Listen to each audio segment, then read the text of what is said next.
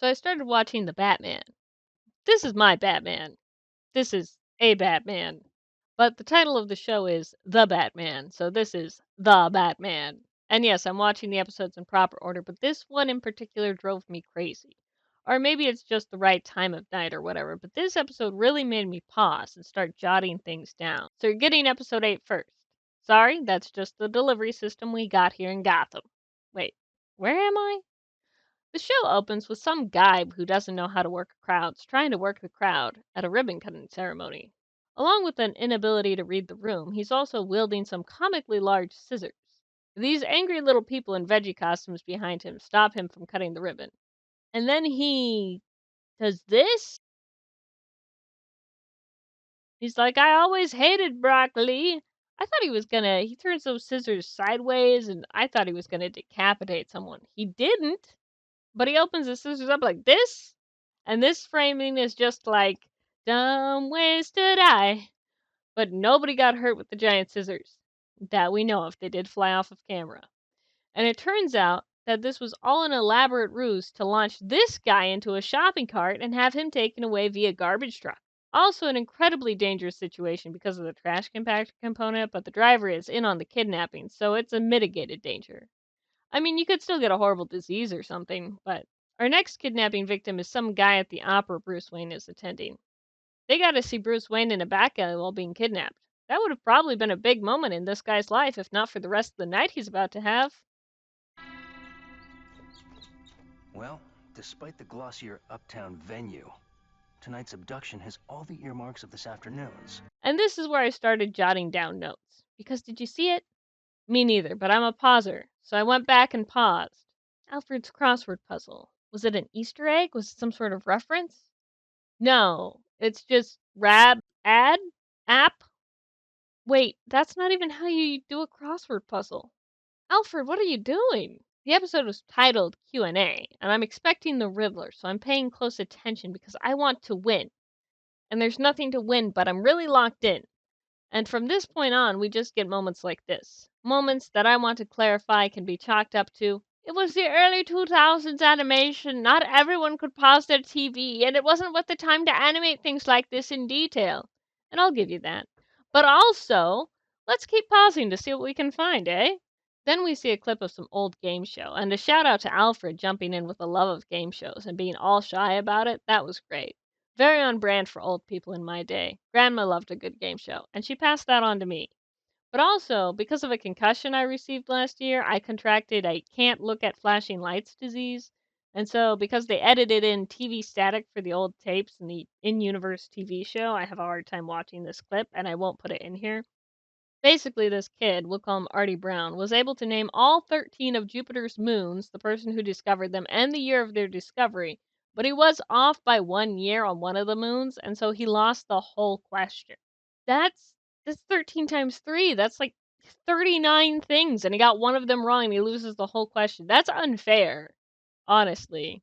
But he did lose, so instead of money, he earned a lifetime supply of cremellas, which he's eaten every day since. Another shout out. The person who voices young Artie Brown was not instantly placeable, but they were instantly recognizable. Let's make it 13, Ross. If you look her up, you'll see why she's so recognizable. This lady was in productions all over my childhood, just making it rain with whatever that is, whatever the je ne sais quoi is in her voice. This ability to make the same voice sound like if the character was either the dumbest person in the room, or the smartest, or just like a general kid, she was everywhere.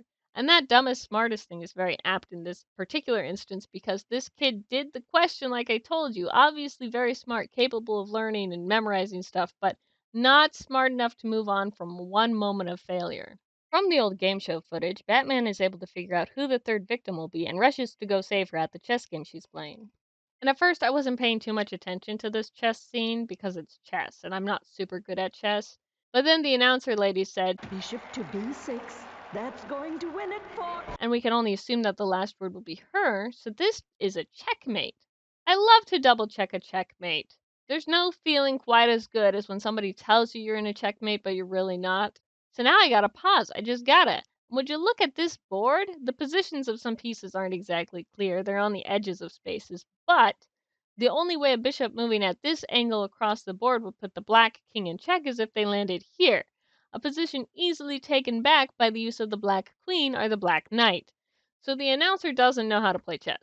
She found a fake it till you make it job, I guess. But then I had to go back and see where the bishop even came from, and because it's a moving piece in an animation, they didn't put the bishop on the board in the previous scene. This is all background art. Fair enough. Or maybe this is some version of quantum chess where you can pull pieces from the sideline and place them on the board according to some weird rule we don't know. Maybe that's why she's playing against a computer, because she's introducing chess 2 to the world in this scene and nobody else knows the rules yet. She did say bishop to b6. She didn't say where the bishop was coming from. The Phantom Zone? We don't know, so we can't rule it out. Also, as I skimmed the episode for this script, I noticed that the chess lady did show us where the bishop was supposed to be coming from. They animated it, but it was before I was paying attention with my first watch. Look at this. Bishop to b6. She pressed a black square and then a white square.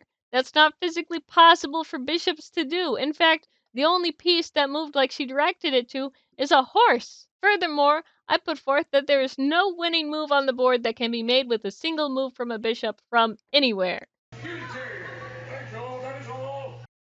Okay, so I thought about this like way too much, as you can tell.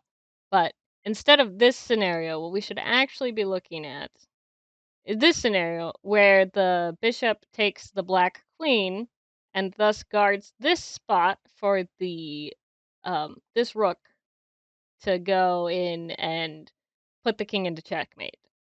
Now, if that happens, then it'll be black's turn, and black can only stop the rook from happening if they put either the bishop or the horsey in front. And then the white horsey will take out that bishop or that horsey, and then the other bishop or the other horsey comes back and hits the white horsey, and then the rook wins in the end. So if the white bishop takes the black queen instead of putting the black king into check, there's a bloodbath on this tile as black tries to block white rook from moving forward, but ultimately white rook will succeed. Like I said, I'm no chess master, please forgive me. Also, who is this? The only person in the arena with front row seating who doesn't appear to be one of the chess piece mover guys. They must be very rich to afford a ticket no one else would buy. They must be very interested in the game to have paid for it. I can only assume that this is the world-famous chess computer enthusiast, bald-headed, bluish tracksuit wearing millionaire, Lex Luthor. From here on in, I kind of dropped the summary and focused on reactions. So to summarize, the kid from the show has been plotting this whole time to kidnap these people in a rematch where he wants to win the game show he lost and dunk them in acid for his victory party. Also, did I mention that I've been trying to guess the villain every episode, and this episode is titled Q&A? Totally a Riddler-coded title, but the bad guy's character design is Clayface-coded.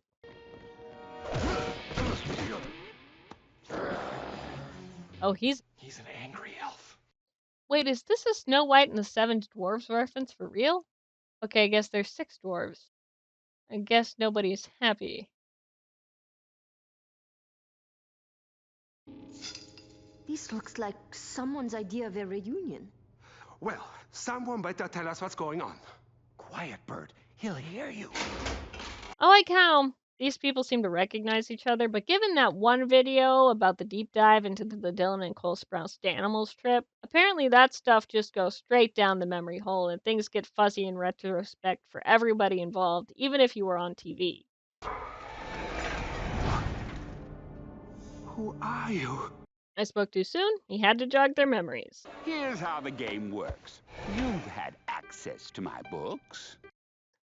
Is Clayface gonna be beeping smart? If this guy is Clayface and he put all his stats into intelligence and eating Cremello bars, that's a scary combo. I know where to find Artie. Sir? Where would you start looking for a boy who never grew up? The episode finally asked me my first question. Where would you start looking for a boy who never grew up? The playground? Neverland? A crypt? I feel like none of these are right. Is he in a school? Is that why the school books? I thought they were used in the booster seat moment because phone books were on their way out by the time the show came on. Oh, right. Well, kids, back in my day, we used to have a book that was sent out that had everybody's phone numbers, names, addresses, just so much personal information. And you would take this book and you would use it as a seat. Oh, you know what a phone book is? Right, right. Where were we then? Batman! You will take turns asking me questions. If I answer wrong, you score a point. 3 points and you all go free. However, for every question I answer correctly, I score a point. 3 points for me, and you all get ducked in acid. Y'all gotta start asking him stuff like, what's the meaning of life? If I reach into my underwear drawer and pull out the first pair I touch, what color will it be? Get creative with it, and don't stop getting creative and absurd with it. Where would you start looking for a boy who never grew up? Are you one of Artie's friends? Yes. My, you're a big one. Artie's down in his room. Oh, it was home in his mother's basement. Oh no, that's where I am. In the subject of mathematics, what is the number pi? Hi, I like her. She understood the assignment. This guy, if he hadn't let one loss define him, he's so tall. Overeating doesn't make you taller. He could have been tall and smart. He could have just gone to therapy, but he lacked confidence. And that's probably what women mean when they say they're attracted to men with confidence. Is this all you have to show for your life, Arthur? Bitterness and revenge? You could have done something positive with your talents, like Yelena did. That's what I was saying. The episode ends with Bruce having a hearty little moment with Alfred where he's like, I guess we could take some time to play games, and pulls out a checkers board. And the implication is that Alfred could never convince young Bruce to play a board game with him? That's so sad. I said, oh no. And I think, yes, that's the fact, because Bruce does not set up this checkerboard correctly. This is probably how you set this up, right, Alfred? Master Bruce, allow me. I mean, this is the same Batman who played basketball in college. This can't be right. I must be reading this wrong. The only explanation is a quick and easy one. We're in an alternate universe with deep voiced Joker, summoning pieces chess, and alternating colors checkers. That's really all there is to it. As the camera pans away, we see Alfred make his first move, sliding one of his back middle checker pieces directly forward. Okay, okay.